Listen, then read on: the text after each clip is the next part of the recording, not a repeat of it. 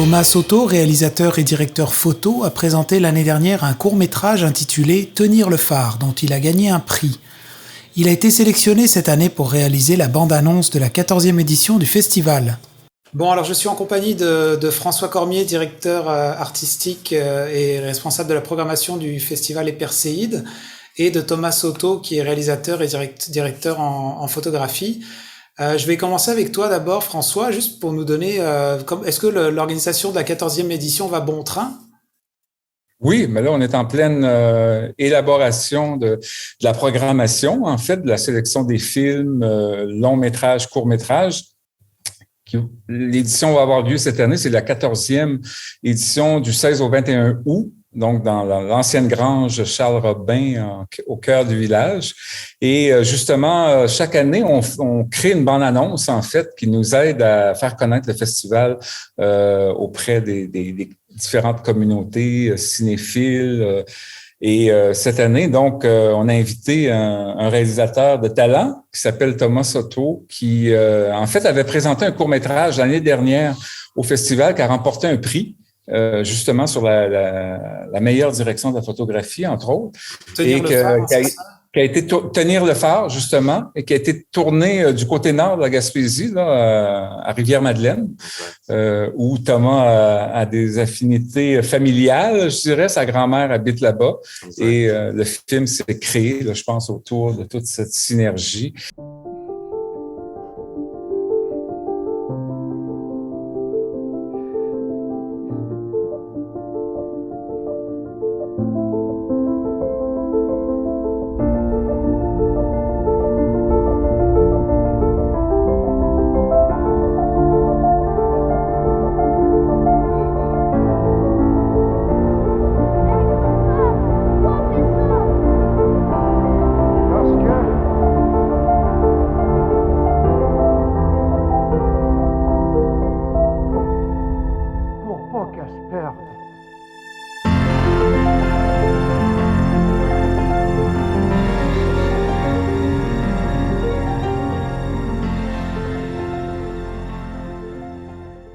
C'est ça, l'année dernière, il n'a pas pu venir au festival. Puis sa grand-mère est venue voir le film durant l'édition et comme ça, avec l'équipe de programmation, là, on avait décidé là, de l'inviter parce que ce film-là, j'invite vraiment les gens à le voir. Là, ça s'appelle Tenir le phare. On va peut-être le représenter en édition spéciale cette année pour le fait que tu as fait la bande-annonce et tout ça. Là.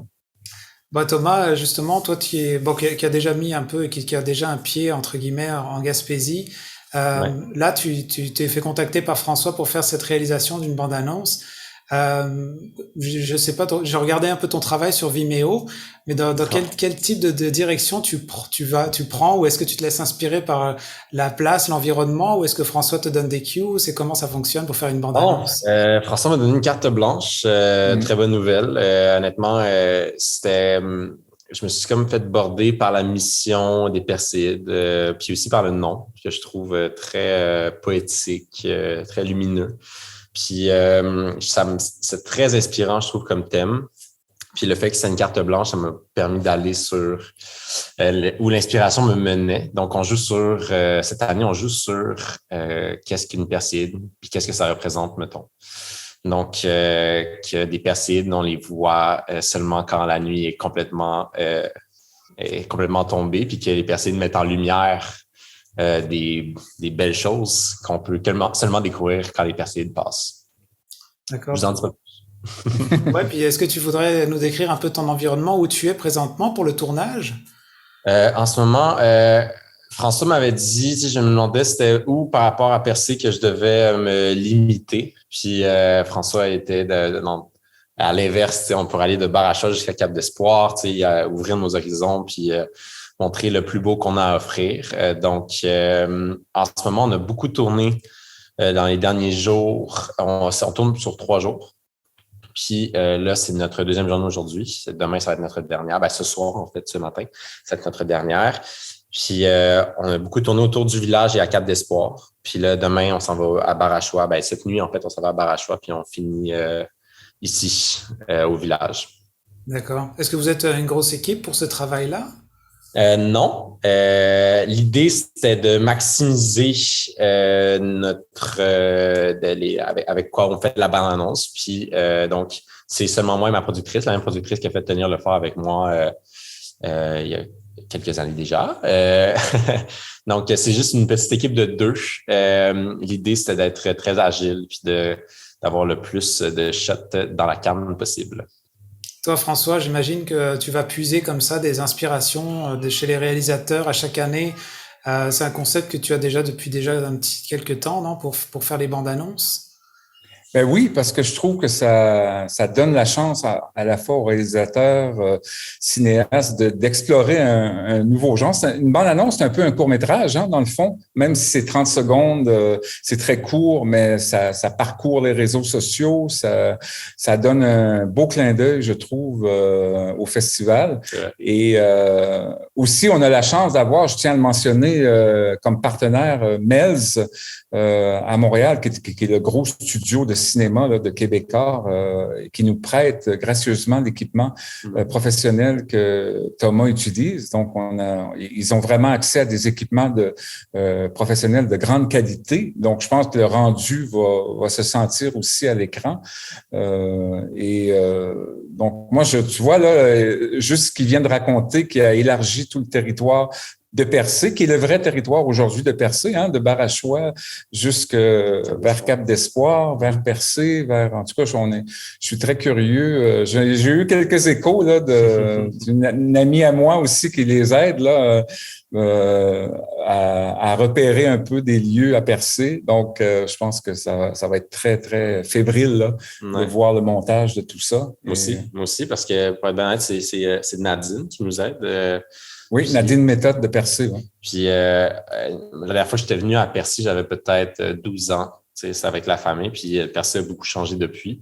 C'est rendu effervescent, je dirais. Je pense même pas qu'il y avait les Percé n'existaient même pas à l'époque. C'était c'est comme on dirait qu'il y a vraiment une vague d'amour vers Percé en ce moment. Puis Nadine nous aide vraiment beaucoup à comme capter puis avoir des bons cues de où et comment. Puis j'avais une coupe de besoins que j'avais besoin, qu'il fallait remplir très rapidement. Puis Nadine était très rapide sur la gâchette.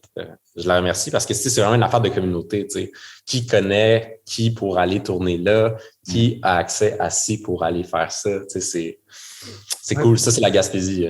Oui, puis c'est ça qu'on voulait aussi, là, pouvoir t'accueillir avec la productrice dans un contexte de communauté, de dire, ben là, tu rencontres vraiment quelqu'un de Percé qui t'amène un peu partout, des endroits que tu aurais peut-être eu beaucoup de temps à découvrir et tout ça, alors qu'on est dans un contexte là, quand même d'une production Oui, rush. Tu vois, moi, quelques jours. J'ai fini une série de tourner ma dernière série une semaine.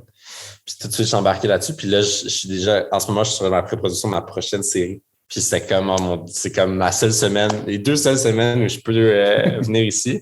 Fait que là, on pourra vraiment comme le temps de venir puis de bien faire les choses. Je suis content parce que j'aurais pas voulu faire ça à moitié. C'est ça, ça doit être quand même un défi technique, là, 3 jours de tournage, mais aussi une livraison qui est assez proche. Le festival s'en vient quand même cet été, donc tu es dans un contexte un peu, comme tu l'as dit, un peu rush. Ouais, en même temps, tu sais, je fais de la pub aussi à Montréal puis à Toronto, puis c'est ça pas mal les délais, tu sais, c'est pas mal 2-3 semaines. Mais là, c'est un projet de cœur dans mon livre à moi, tu sais, je le fais parce que ça me tente de le faire, puis parce que c'est le fun, puis parce que je crois au projet. Fait que on dirait que c'est pas du travail, c'est comme des vacances. C'est ce que je disais avec Marie-Christine, ma productrice, c'est comme on n'a pas l'impression qu'on travaille quand on se lève. Cette nuit, on a fini de tourner, il était 10h et quelques du soir, puis on s'est levé à 2h du matin pour repartir, tourner à l'aube. Donc, tu sais, c'était comme, on n'avait pas l'impression d'être sur un tournage avec des clients qui nous demandent de refaire la chute. Percer la nuit qui vous appartient en plus. Oui, non, c'est incroyable. C'est incroyable. D'ailleurs, on tournait au Géoparc, je ne veux pas trop en dévoiler, mais on avait deux shots à faire dans le Géoparc, puis c'est magique. Là. Il y a vraiment quelque chose qui se passe quand tu vois percer de haut. La grande nature, oui. Oui, sauvage. Puis aussi, il y a toute une approche cinématographique là, dans son travail qu'on a beaucoup aimé, puis qui va sûrement se révéler à l'écran parce que c'est une bande-annonce qui va être projetée aussi sur grand écran. Bien sûr, qu'on va découvrir durant le festival. À chaque programme, on va la projeter, mais elle va être aussi diffusée à Montréal dans différents cinémas au début d'août. Donc, ça va donner une idée aux gens, là, tu sais, les genres de bandes-annonces qu'on voit avant un long métrage. Donc, c'est ça l'idée, là, c'est que ce soit presque un film, dans le fond. Là, ça établit le ton. Ça set le ton. Les Perséides, le festival, c'est un festival de cinéma avant tout. Donc, c'est ça qu'on veut aussi révéler là, auprès du public le plus large possible. Donc, c'est très excitant. En tout cas, merci beaucoup pour votre temps et puis tous ces détails, ces explications. Puis on va suivre ça de près pour la sortie de la bande-annonce. Puis on vous souhaite bonne fin de tournage pour Thomas et ton équipe. Merci beaucoup. Merci, très apprécié, Marc. Vous écoutez votre reflet d'ici. Revoyez tous nos reportages sur notre site Internet.